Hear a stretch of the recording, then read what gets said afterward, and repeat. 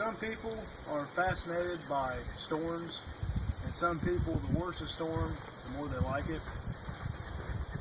For the people that are intrigued by tornadoes but don't know how they work, I'm going to explain to you how they form and what it takes to form a tornado. Basically what a tornado is very fast moving wind just a little bit off the ground surface. Most tornadoes, or the winds of a tornado, are most only 100 miles an hour, and usually they're only a few yards long, a few yards wide. Some of your bigger ones can be up to 250 miles an hour, and they can be a mile wide.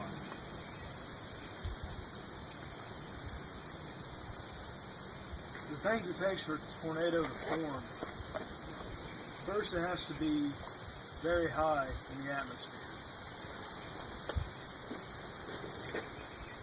Tornadoes form from, mostly they're going to come from just a normal thundercloud storm.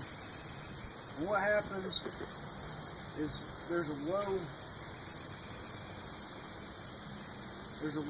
level of moisture where the wind meets, and when they meet, it triggers each other to start your formation.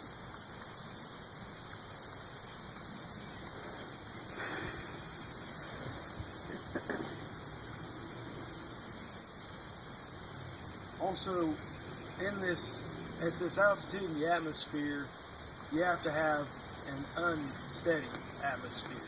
That's another thing that triggers the motion when it all comes together.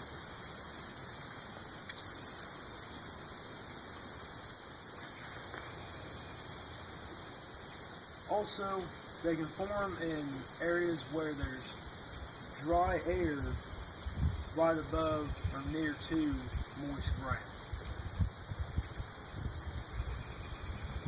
Where most of the tornadoes are going to form is at your higher altitudes, and the winds up that high are moving in a clockwise motion.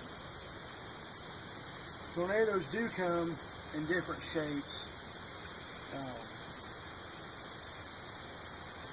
Some of them, the big ones obviously, are going to be wider and cover a much longer area. But you do have some that are a lot thinner and look more like a rope and have a rope motion.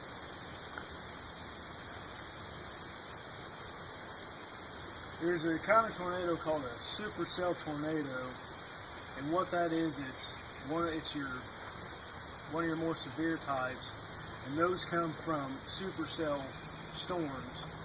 And what a supercell storm is, it's just a storm that it's a bigger storm that lasts longer than your normal storms.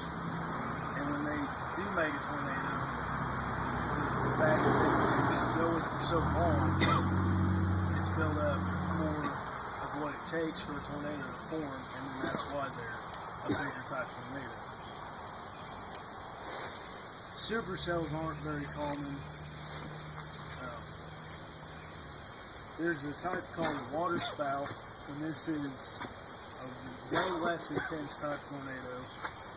They're only 50 yards wide. And what's neat about those is in the center is not salt water, since they form over oceans.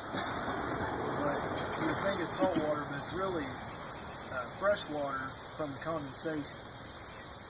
Then you have a land spout that is less strong than a supercell, and it's more like a ball of dust, more or less. And then there's a gustnado, which is very weak and lasts maybe a minute or two. These tornadoes are just a whirlwind in a field or a small dust. So if you've ever been interested in tornadoes, or if they've ever intrigued you, then I've informed you on how they form, what it takes. the different places that they can form, and the different types and sizes of it.